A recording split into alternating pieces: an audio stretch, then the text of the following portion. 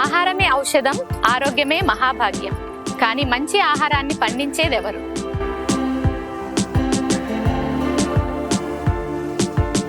రసాయన వ్యవసాయానికి స్వస్తి పలుకుదాం, సేంద్రియ వ్యవసాయానికి పునాదులు వేద్దాం.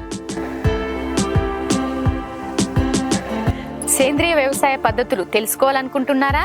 రసాయన వ్యవసాయానికి ధీటుగా దిగుబడులు సాధించాలనుకుంటున్నారా? మీకోసం నా యొక్క సేంద్రియ వ్యవసాయ అనుభవాలన్నిటినీ మీ ముందుకు తీసుకొస్తున్నాను.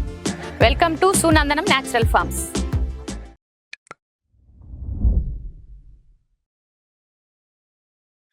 హాయ్, హలో అండి, అందరికీ నమస్కారం. నేను మీ సునంద.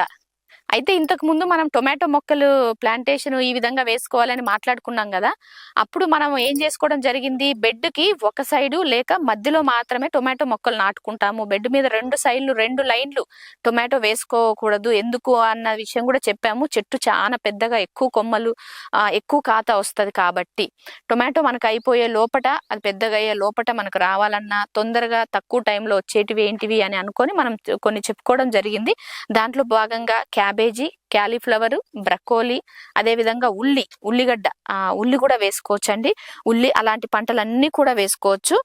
మీరు ఇక్కడ మా దగ్గర చూస్తే ఈ బెడ్ల మీద అంతా కూడా ఒక సైడ్కి బ్రకోలీ, క్యాబేజీ, క్యాలీఫ్లవర్ అలాంటివి నాటుకోవడం జరిగింది. చూడండి ఎంత చక్కగా బాగా ఎంత కలర్ఫుల్గా ఎంత పెద్దగా వచ్చాయో. అదేవిధంగా కొన్నిటి దగ్గర ఇవి మనం ఆల్రెడీ తెంపుకోవడం జరిగింది, కట్ చేసాము. ఇది లాస్ట్ వీక్ కట్ చేసినటువంటి చెట్టు. ఎంత బలంగా చెట్లు అన్నది ఎంత బలంగా వస్తున్నాయి చూడండి. ఎందుకంటే మనకు స్థలం ఒకటే, వాటరింగ్ ఒకదానికి ఇచ్చే నీళ్లతోనే 2 పంటలకు సరిపోతుంది. మళ్ళా ఒకదానికి స్ప్రే చేసేటప్పుడు 2 వాటికి స్ప్రేయింగ్ అన్నది సరిపోతుంది. కాబట్టి అంటే ఒక్కసారి ఒక పంటకు చేసే దాంతో మనకు 2-3 పంటలు మనం ఈజీగా తీసుకోవచ్చు. అది ఎలా ఉంటుంది అని చూపించడం కోసం ఈ వీడియో చేయడం జరుగుతుందండి. చూడండి ఇంత బాగా వచ్చాయి.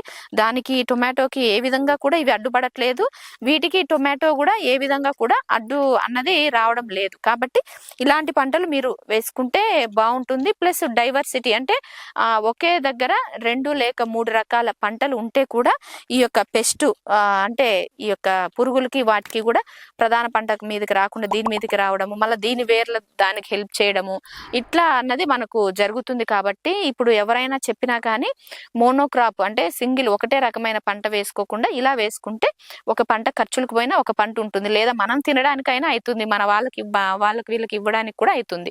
కాబట్టి ఈ విధంగా కూడా మీరు వేసుకోవచ్చు. అప్పుడు కొందరికి ఆ వీడియో చూసిన తర్వాత కూడా డౌట్ ఉంటుంది, అది వస్తుందా రాదా, వేసుకోవచ్చా లేదా అన్న డౌట్ మీకు సాల్వ్ చేయడం కోసం, అది క్లియర్ చేయడం కోసం ఈ వీడియో అండి. మా సేంద్రియ వ్యవసాయ పద్ధతులు మీకు నచ్చినట్లయితే లైక్ చేయండి, షేర్ చేయండి. ప్రతి ఒక్కరం సేంద్రియం వైపు బాటలు వేద్దాం. Thank you.